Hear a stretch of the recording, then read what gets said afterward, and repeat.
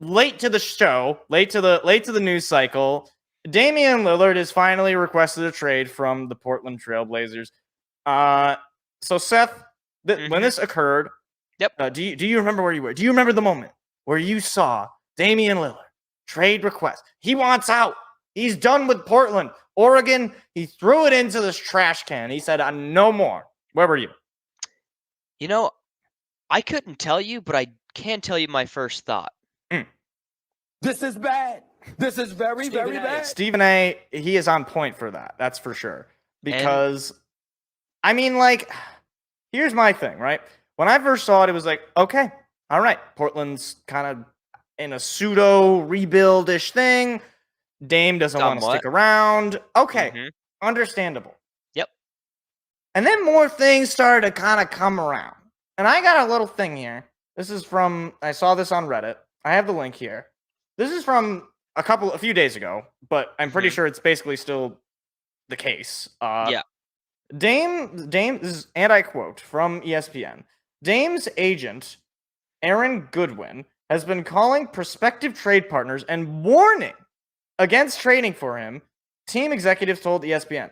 Goodwin is telling organizations outside of Miami that trading for Lillard is trading for an unhappy player. Now, wait a minute, Seth. Maybe I'm mistaken. Does Damian Lillard have a no-trade clause? I don't believe so. That's strange. I don't think so, Mike. Now, why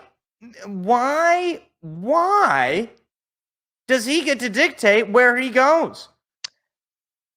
Allow me to answer that. He is an NBA player in 2023. That's a good point. I never thought of it that way. Simple as this that. Whole thing to me, like, he did a speed run of how to make me mad, and he did a speed run of how to just ruin his like entire personality. Like, he's built up. I'm that guy. I'm for the grind. I'm sticking around. I want to be loyal to. By the way, guys, I don't want to play for any other team other than Miami. And if you send me anywhere, I will be very upset when I take that $30 million or however much I'm getting paid a year. More than that, I'm sure. Out on a bench. And it's like, for one, we don't like. He's still a really good player. He's still got, you know, a few more years of basketball. He's what, like 30? He's in his early 30s, I believe. Something like that. And, you know, it's still, if any team acquires him, and I'm routinely checking my phone during the show in case, you know, this thing happens. Yep. But then, like, I'm seeing today, like, the Portland GM and Woj are reporting this could go on for months. And I'm just like, well, you know, the season begins in like, the season begins in like what, October? Like, I think that's around when it begins. And like, he's not playing for Portland. Like, he's not going to play. If for some reason this has not gone through by the time the season begins, he's not going to play on Portland. Yes. So like, I'm not saying they got to rush it, but like with this whole like, oh, I need to go to Miami. I don't want to go anywhere else. Like, to be totally frank with Dame, it's like, well, you don't really have a choice. We're going to trade you where it makes sense for our team that's entering into a kind of rebuild. And they got, you know, they just drafted, what's his name? The Scoot Henderson. Scoot Henderson. Yep, the Scoot. Yep. Yeah, I mean, like, it's like, you know, they're not in a terrible space. I mean, other than, I don't know what they're thinking extending Jeremy Grant, but whatever. Maybe they seem to value him in some way. Like, why in my mind does Damian Lillard, like, if he was just like, you know what, I've done it and I did my time in Portland. We tried to win. It didn't work out. You know, just, I want to change the scenery. Here are my top teams. I'm willing to go to any of these teams. You can negotiate with them, and if literally none of them will give you an offer you like, which is pretty much impossible, that is true. Like, you know, I don't know. I guess I'll just sit on the bench and then wait until I become a free agent in 5 years or however long his contract is. Yeah.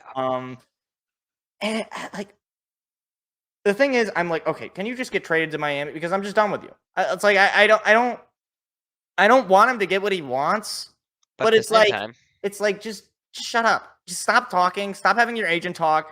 You're making me not want to like you.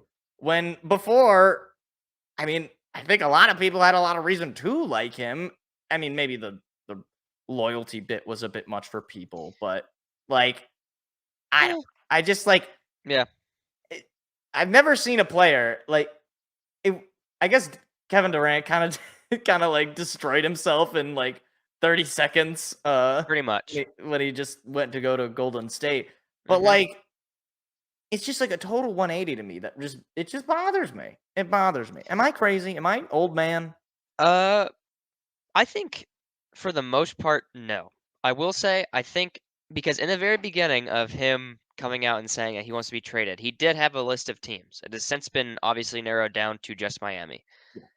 But I do like I'm in a place where I can kind of understand the kind of 180. It's a very quick turnaround, I will say. So that's something I don't like. But Portland hasn't done anything essentially, and Since Damian like Lillard Clyde Drexler.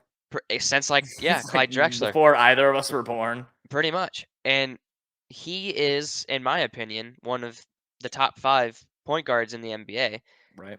So it is understandable to me that he, requests a trade. He wants to go win, but at the same time, kind of like I had said earlier, he's a player in the NBA in 2023. I think a Right. lot of them are like this.